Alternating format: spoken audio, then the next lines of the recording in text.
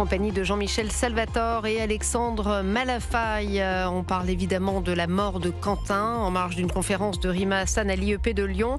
Alors je le dis franchement, hier à la même heure, j'étais pas mal à l'aise, mais c'était compliqué de traiter cette actualité parce qu'il y avait beaucoup de zones d'ombre et on a toujours peur d'instrumentaliser les choses, en tout cas d'être accusé de le faire, ou de dire donner des informations qui ne sont pas précises. Là, les choses quand même s'éclaircissent clairement.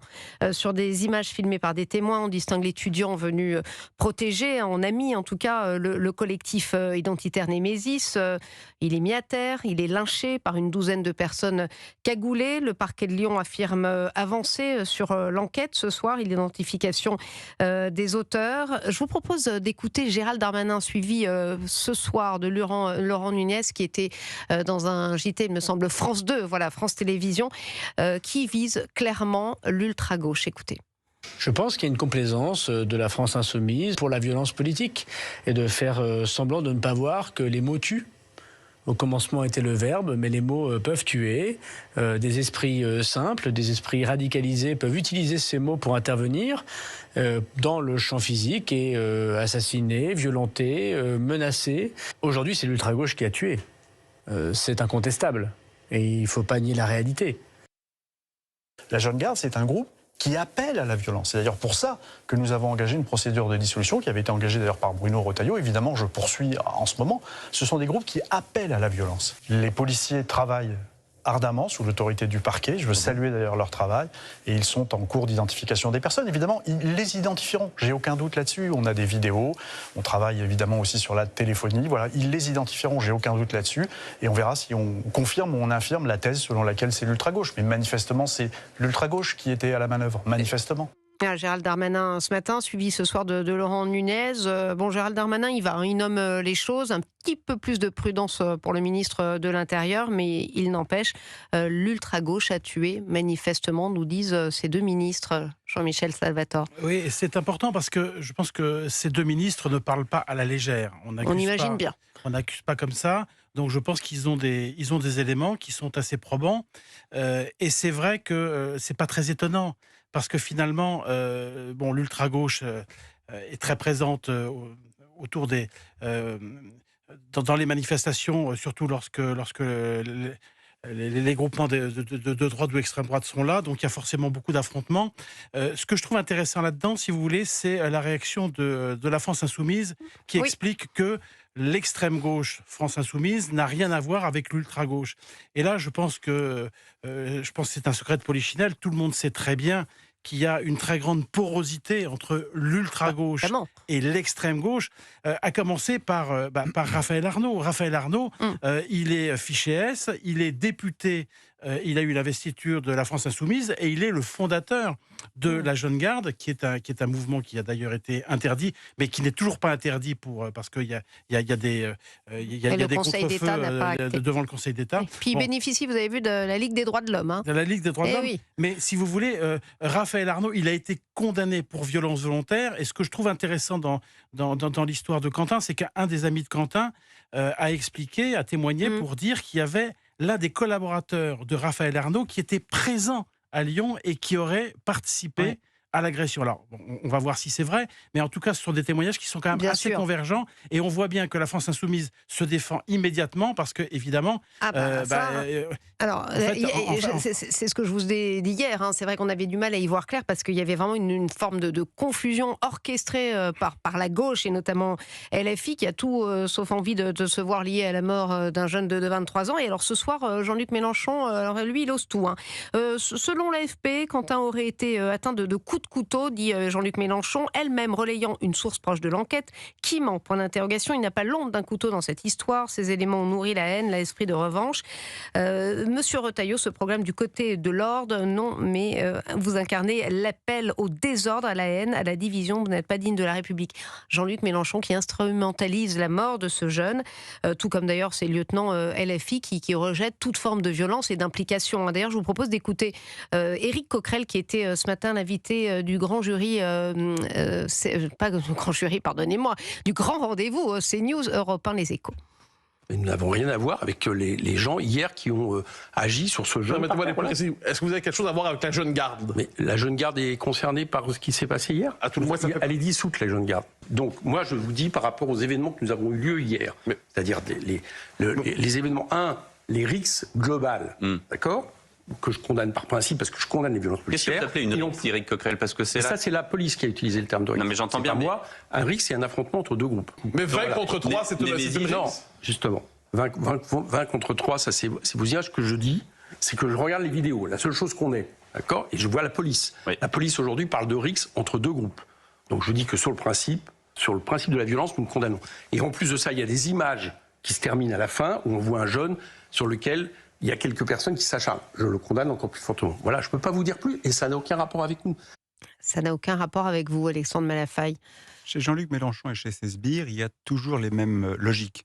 Attaquer, contester, inventer, mentir. C'est leur logiciel. C'est comme ça qu'ils fonctionnent. C'est comme ça qu'ils prospèrent. Et on l'a souvent dit ici, et on a raison de le dire, il y a une irresponsabilité de la part d'un certain nombre de responsables politiques sur l'usage de la parole publique qui est extrêmement dangereuse. On en a une fois de plus la preuve, parce que, en effet, comme ça a été très bien dit par Gérald Darmanin, on a affaire à des populations qui sont soit vulnérables, soit déterminées, soit les deux, soit en plus manipulées, et on en arrive à des extrémités, comme par exemple ce qui s'est passé à Lyon avec Quentin, mais regardez tout le fond d'antisémitisme qui prospère malheureusement dans ce pays. Il est entretenu par cette parole publique qui joue avec le feu de manière permanente. Mais c'est extrêmement sournois en plus, leur manière de faire. Alors, c'est non seulement très sournois, mais ça participe en plus, c'est ça qui est redoutable, de toute cette espèce de manipulation, d'ingérence, parce qu'on peut très bien imaginer que derrière les uns ou derrière les autres, là encore volontairement ou involontairement, ils soient utilisés par des intérêts étrangers qui cherchent aujourd'hui à nous fragiliser de l'intérieur. Donc moi je crois qu'aujourd'hui à un moment donné, parce qu'on voit les réactions politiques des uns et des autres, mais tant qu'on n'attaquera pas à la base ces hommes politiques-là pour les déclarer hors la loi, je suis très clair, on ne peut pas continuer à tolérer l'intolérable avec tout ce que ça emporte comme conséquence à la fois dramatique à court terme quand il y a une mort d'homme, mais également plus sévèrement parce que ça fracture la nation. Vous les arrêtez, mais regardez Rima Hassan qui avait le tapis rouge à Sciences Po Lyon en fille debout, et qui essaye de vous expliquer, moi je regardais sur les réseaux sociaux parce que c'est intéressant quand même, on essaie de vous faire croire que la mort de ce jeune homme n'a rien à voir, que c'était à l'autre bout de Lyon alors qu'en réalité c'était très proche. Ça interroge. D'ailleurs, la même Rima Hassan qui appelait à dissoudre Némésis, ce fameux collectif qui était venu manifester contre sa présence pacifiquement devant Sciences Po, qui appelait à dissoudre Némésis à l'acide. Vous savez, c'est toujours pernicieux. Ça s'ouvre sur les braises et après, oh là, on s'étonne, on fait les innocents. Oui, mais moi, Jean-Michel Salvatore. Ce qui me frappe, c'est que la France insoumise est vraiment sur la défensive dans cette histoire. Au début de l'affaire, ils ont beaucoup à perdre, peut-être. Au début de l'affaire, ils ont essayé de décrédibiliser Quentin. Oui. En disant, en fait, il n'a pas le bon CV, il est patriote, il est catholique traditionnaliste, il est blanc. Donc, ils ont commencé par ça, en disant c'est un militant d'extrême droite, etc. Bon. Et puis, finalement, devant l'accumulation de preuves on va voir, mais devant l'accumulation d'éléments qui plaident pour une culpabilité de jeune garde, là, ils se font évidemment beaucoup plus agressifs parce qu'ils voient bien qu'ils sont un petit peu démasqués. Et c'est vrai que les images qu'on a vues, qui ont été diffusées hier sur TF1, sont absolument incroyables de violence et d'acharnement. Et puis de lâcheté. De 12 personnes sur ce garçon au sol avec des cagoules. Et là, c'est vrai que les déclarations des deux ministres laissent penser qu'ils ont des éléments qui peuvent incriminer jeune garde. Donc ensuite, on verra, il y a une enquête à faire, etc. Mais enfin, on voit bien que là, ils sont vraiment sur une posture très défensive et tout le monde y va pour défendre, parce que là, il y a un vrai risque. Ouais, c'est vrai qu'on a du mal à imaginer Laurent Nunez s'exprimer ainsi s'il n'a pas des raisons valables de le faire, Alexandre Malafaille. Non, mais d'autant plus que Laurent Nunez, il a un passé qui plaît dans sa faveur. C'est un grand serviteur de l'État. Il a été patron de la DGSI, donc il connaît l'envers. On l'a connu très prudent. Mais là, sur l'immigration, là, je pense qu'il parle parce qu'il sait, et d'autant plus qu'il connaît les sujets des mouvements de l'ultra-gauche en France. Il les connaît très bien, parce que cette mouvance ultra-gauchiste en France, elle est développée pas uniquement dans le cadre de l'association en question. Il y a des milliers de personnes qui font partie de ces différentes mouvances. Elles peuvent être climatiques, elles peuvent être politiques, elles peuvent être en tout cas très radicales, et elles ont régulièrement l'occasion de passer à l'acte. On a beaucoup de mal à les combattre débattre, parce qu'évidemment, le cadre de l'état de droit ne donne pas tant de possibilités que ça, parce qu'il faut que les faits soient commis pour qu'on puisse les réprimer. Donc il va falloir encore, je pense, travailler sur l'arsenal législatif, mais surtout, il faut prendre la menace très au sérieux. Et je pense que là, il y a une montée de cran sur la prise en compte de la menace, parce que, en effet, à la fois, on est dans un contexte politique préélectoral, donc les municipales sont un premier terrain de jeu, les présidentielles seront un deuxième terrain de jeu, et on voit bien qu'il y a beaucoup d'intérêt à monter les uns contre les autres pour justement essayer de récupérer des électeurs. Là, les insoumis vont bien sûr se défendre. Là, pour le coup, ils sont sur la défensive, en effet, à juste titre, parce qu'on voit bien qu'on les accable. En plus, ça tombe mal pour eux, parce qu'au même moment, quelques semaines plus tôt, on les classe à l'extrême gauche. Donc tout d'un coup, on les désigne mieux, on les positionne mieux. Et maintenant, on fait le lien avec l'ultra-gauche. Donc tout ça commence à raconter une histoire qui leur est pas favorable, mais en même temps qui va durcir leur camp. Malheureusement, je pense que ça ne changera rien. Ça va durcir leur camp. Ils ont leurs militants et non, vous n'êtes pas d'accord, Jean-Michel Salvatore ? Moi, je pense quand même que... vous avez vu, regardez la mort de ce jeune homme à gauche, on voit bien le récit. Il n'y a pas, une unité dans l'émotion, je suis désolée. Ce qui me fait un peu peur, c'est que Quentin soit le premier. Et qu'il y en ait beaucoup d'autres. Parce que ce qu'il faut quand même bien voir, si vous voulez, c'est que la violence verbale, elle n'est pas sans conséquence.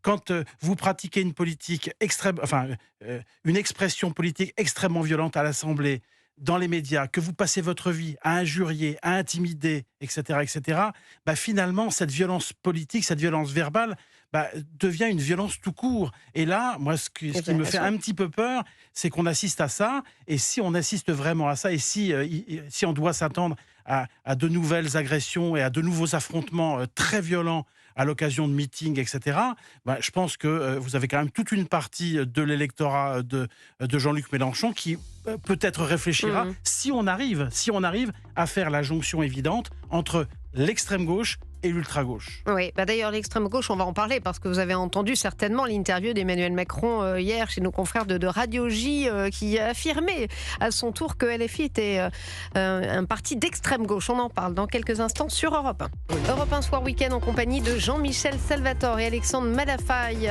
Emmanuel Macron était ce matin chez nos confrères de Radio J. Il y avait beaucoup de questions que lui a posé Frédéric Aziza, que on se posait nous-mêmes, la marche contre l'antisémitisme à laquelle il n'a pas participé. On en parlera dans quelques instants, mais aussi, et on l'évoquait il y a quelques secondes, LFI, extrême gauche, pour Emmanuel Macron, c'est oui.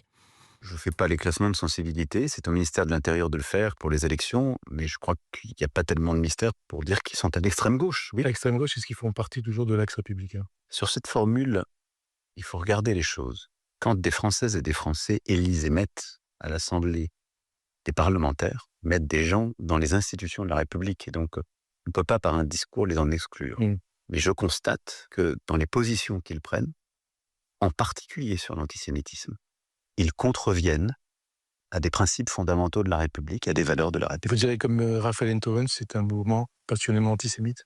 Parce que là, c'est normal que les intellectuels, et je respecte beaucoup M. Enthoven, qui travaillent et s'engagent, mais et leur propre formule. Il ne m'appartient pas de qualifier cela, mais en tout cas, il y a clairement des expressions antisémites qui émergent et qui doivent être combattues. Bon, il y va du bout des lèvres, mais il y va quand même, Jean-Michel Salvatore, même si c'est pas franchement moi, je pense tranché non plus. Évidemment, il a raison, et je pense que quand même s'il y va du bout des lèvres, il dit quand même des choses extrêmement fortes. Oui, bien sûr. Quand ils disent que il y a des discours de LFI en matière d'antisémitisme qui contreviennent aux lois de la République, c'est quand même une accusation très, très lourde. Mais moi, ce qui me surprend, c'est qu'ils ne le disent que maintenant. On a l'impression qu'il revient de voyage, qu'il a été hors de France pendant plusieurs années, et puis qu'il découvre que le pays que le pays a un parti politique important, qui a une forte représentativité et qui joue avec l'antisémitisme. Mais si c'est si grave, si c'est si important, pourquoi ne l'a-t-il pas dit plus tôt ?